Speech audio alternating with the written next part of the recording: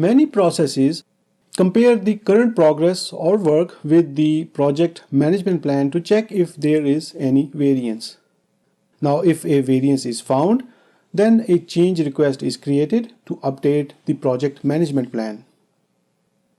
So these change requests coming as an output of various processes are to be evaluated, reviewed, and recommended, and then submitted for approval. If approved, these have to be communicated and implemented. The process where all this happens is called Perform Integrated Change Control process. This process starts after the first baselines are created and the project management plan is approved and baselined. And it ends when the project closing activities start. So a change before the first baseline does not require approval since the initial planning is being done at that time.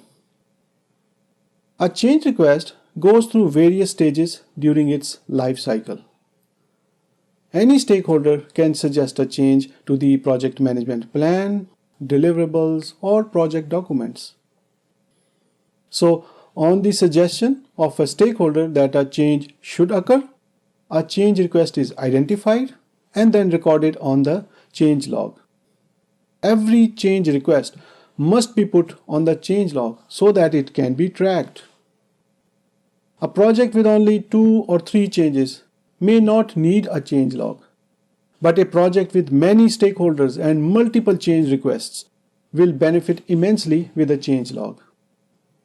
It helps track changes through various stages and ensures no changes dropped, ignored, and left out without reaching an end.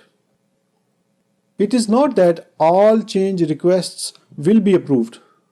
Some change requests get deferred and some rejected and dropped. Change log helps track all of these in a central register. Whenever there is a change to the status of a change request, the change log is updated.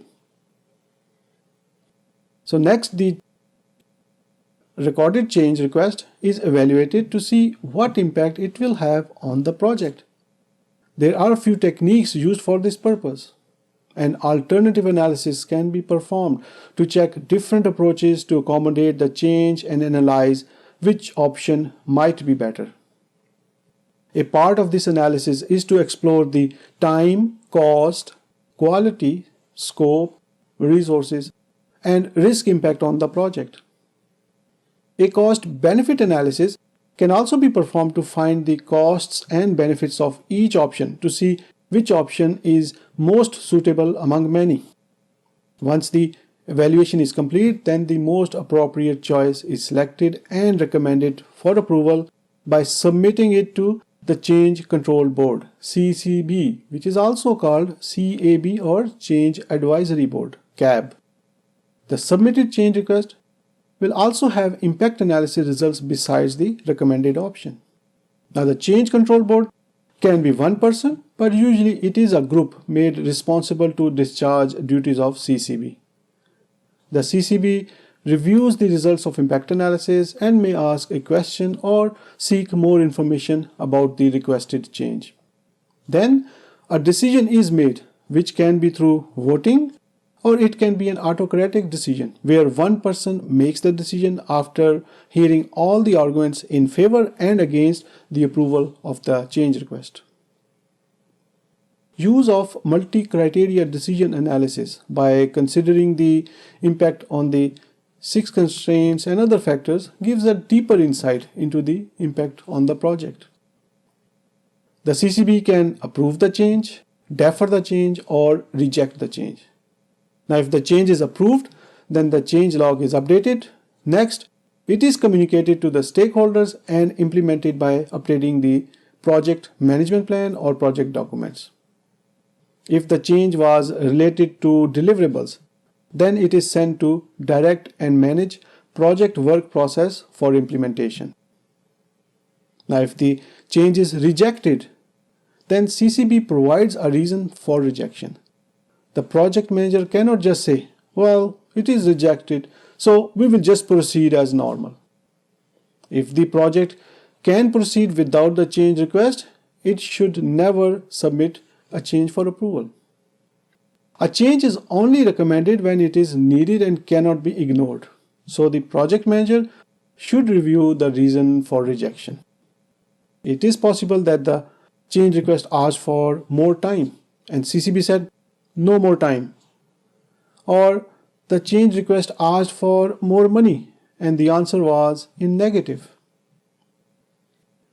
If it is possible to modify the change request to accommodate the rejection reason, then that is what should be done, and the modified change request should be resubmitted for approval.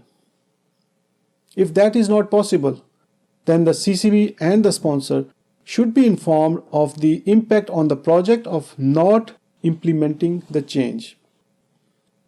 What if the change request is deferred? But then again, the reasons should be reviewed and the impact of delaying the approval of the change request should be communicated to CCB and the sponsor.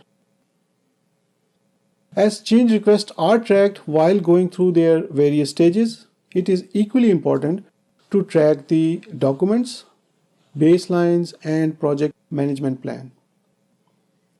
This tracking is to control any changes to those documents and plans without authorization. This is achieved through configuration management. The artifacts that are controlled are called configuration items. These are versioned, for example, 1.1, 1.2, 1.3, and so on. And why it's done? To identify every change that was made to these artifacts. These status changes are tracked on a log which is called configuration status log. The versions and updates are maintained on the document in the form of a log at the start or end of the document. By the way, there are some documents that are never put on the controlled documents list. For example, the issue log is a live document. It may get updates several times in a day. So it serves no purpose to track its changes. A periodic audit of the configuration items and the log should be conducted to ensure the integrity of the system and that only approved changes were made and the configuration statuses were updated correctly. So, both change management and configuration management are part of the perform integrated change control process.